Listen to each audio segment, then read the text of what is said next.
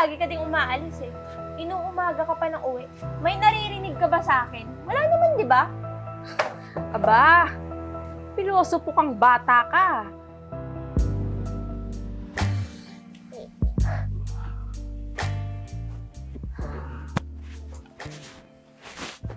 Oh, andyan na ba yung hinihingi kong bagong phone?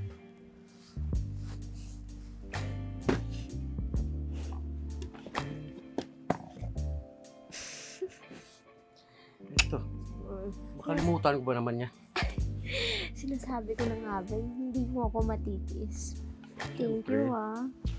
Mahal na mahal kita eh. Ba? Nanloko pa? Teka. Ito, allowance mo. Next week tayo magkita ha. Oo naman. Alam ko kasing hahanap-hanapin mo ako eh. Gusto mo hatid kita sa bahay niya? Naku, wag na. Baka kung ano pang sabihin ni mama na may naghatid sa aking lalaki. Magta-taxi na lang ako. Sige, ikaw bahala.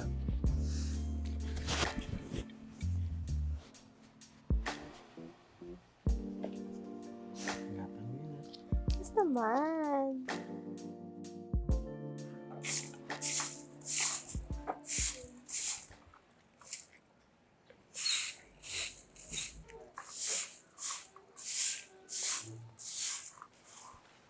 Oh, saan ka naman galing?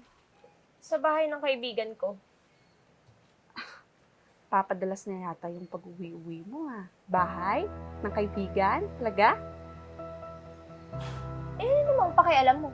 Ikaw nga lagi ka ding umaalis eh. Inuumaga ka pa ng uwi. May naririnig ka ba sa akin? Wala naman, di ba? Aba, pilosopo kang bata ka. Ano nangyayari sa'yo? Simula nang namatay yung tatay mo, ganyan ka na makapagsalita sa akin? Kasi kasalanan mo. Kasalanan mo dahil namatay si Papa. Kung hindi mo siya laging inaaway, hindi yun na-stroke at namatay. Uy, Angela, ang tagal na nang mayapa ng papa mo. Hanggang ngayon ba ako pa rin yung sinisisi mo sa pagkamatay niya? Oh, bago tong cellphone mo Saan galing yan? Sa kaibigan ko. Kaibigan mo? Magbibigay ng cellphone? Sinong niloloko mo? Wala akong kailangan sabihin o explain sa'yo. Hoy, bumalik ka dito Kinakausap pa kita.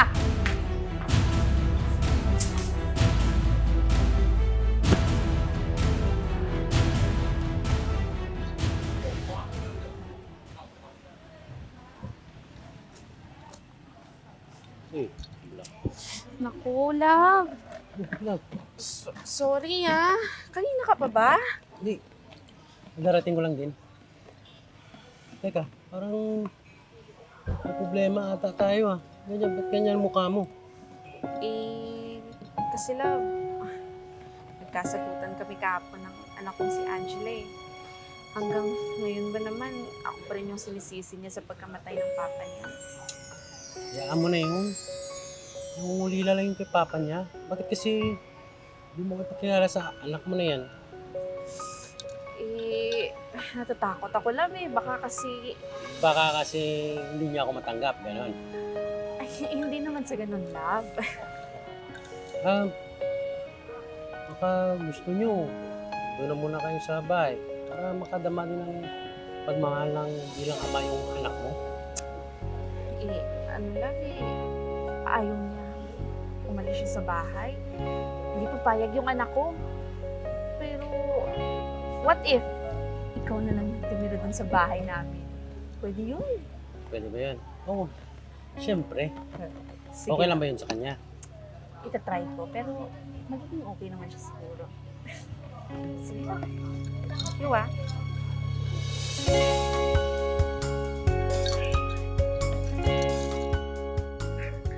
Hindi magagalit.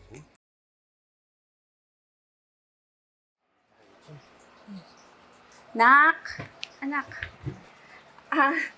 Si Tito Paul mo pala, boyfriend ko. At simula ngayon, dito na siya titira, Ito? Boyfriend mo? Talagang magdadala ka pa dito ng lalaki, no? Tsaka, Sigurado ka ba sa lalaking to? Anak, napag-isip-isip ko na matagal na rin namayapa yung papa mo. Siguro naman, may karapatan din akong lumigaya, di ba? Tsaka, para siya na rin yung tatayo bilang papa mo. Ito? Tatay yung papa ko? Baka iba yung tumayo dyan. Uy, bastos kang bata ka! Kaya mo, love. Bigla lang. Love? Love talaga tawagan nyo? Walang hiya?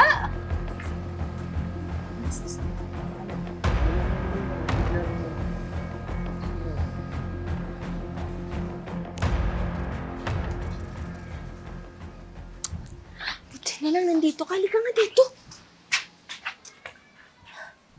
Walang hiya ka talagang lalaki ka. Ano ka ba? Marinig ka ng mama mo. Eh ano naman kung marinig niya tayo? Bakit? Natatakot ka bang malaman niya na may relasyon tayo? Tsaka, sino bang nauna sa amin ni Mama? Mahal ko yung mama mo. Hindi ko alam na anak ka pala niya. Mahal? Eh, niloloko mo lang siya eh. Di ba? Galit ka sa kanya. Parang ngayon concern ka na. Walang niya ka talaga, no? Di ba? Pera lang naman ang habol mo sa akin.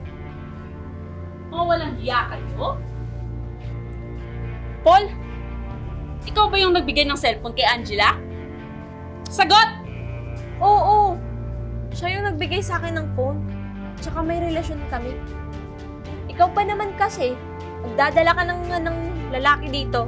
Nanloloko po. Ano nangyayari sa'yo? Huwag mong sabihin. Oo. Buntis ako. 3 months na akong delay, ma. Tsaka, si Paul ang ama. Walang hiya kang lalaki ka? Pinabuntis mo yung anak ko? Tinuhog mo kaming mag-ina? Love, sorry. Hindi ko naman alam na anak mo siya eh. Ikaw yung mahal ko, love. Mahal? Hoy, Paul. Kahit iba pa yung babae ko at hindi yung anak ko, niloko mo pa rin ako. Malala pa. Yung anak ko yung pinabuntis mo? Pananagutan ko naman yung anak eh. Wag na. Wag na. Hindi ka na namin kailangan. Kayang-kaya ko panagutan yung anak ko. At yung magiging anak niya. Hindi ka namin kailangan. Umalis ka dito, ha? Alis!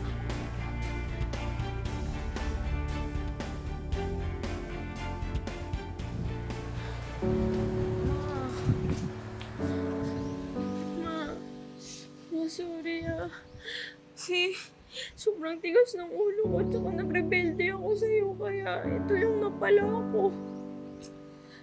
Anak, kahit anong mangyari, anak kita. Kaya, pananagutan kita. Ako nang bahala sa'yo. Eh, alam ko naman ang laki rin ng pagkukulang ko sa'yo eh.